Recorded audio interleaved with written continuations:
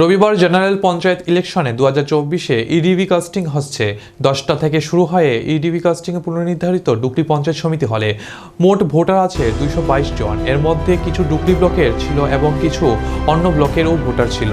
এর মধ্যে polling agent 96 জন এবং পুলিশ কর্মী 69 জন এবং অন্যান্য ছিল 57 জন।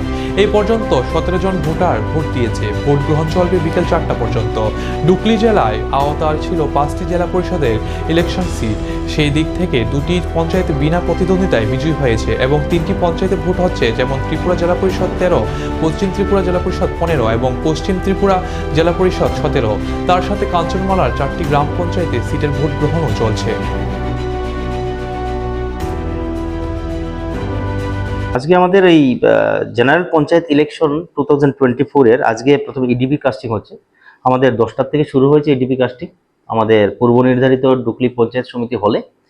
আমাদের টোটাল ভোটার আছে 222 জন। আমাদের ফর্ম 16 ফিল আপ করেছে। তার মধ্যে আমাদের নিজের ব্লকেরও আছে, কিছু অন্য ব্লক থেকেও আমরা পেয়েছি। তার মধ্যে পুলিং পার্সোনাল আছে 96, পুলিশ পার্সোনাল 69 এবং আদার্স আছে 57। এখন অব্দি 11টা অবধি যতজন ভোটার হয়েছে 17 জন ভোট দান করেছেন, ওনাদের ভোটাধিকার প্রয়োগ করেছেন। আর ভোট চলবে 4টা অবধি, বেলা 4টা অবধি ভোট গ্রহণ চলবে। এখন পর্যন্ত মানে এখানে কি শুধু জেলা ভোট কোন মানে থ্রিটার পঞ্চায়েতের? হ্যাঁ, থ্রিটার পঞ্চায়েতের, কিন্তু আমাদের এখানে আমাদের ডুকলি ব্লক এলাকাতে 5টা জেলা পরিষদের কনস্টিটুয়েন্সি ছিল সিট নম্বর। তার মধ্যে 2টো আনকন্টেস্টেড ডিক্লেয়ার হয়ে গেছে এবং 3টের জন্য ভোট হচ্ছে। যেমন পশ্চিম ত্রিপুরা জেলা পরিষদ 13, পশ্চিম ত্রিপুরা জেলা পরিষদ 15 আর পশ্চিম ত্রিপুরা জেলা পরিষদ 17।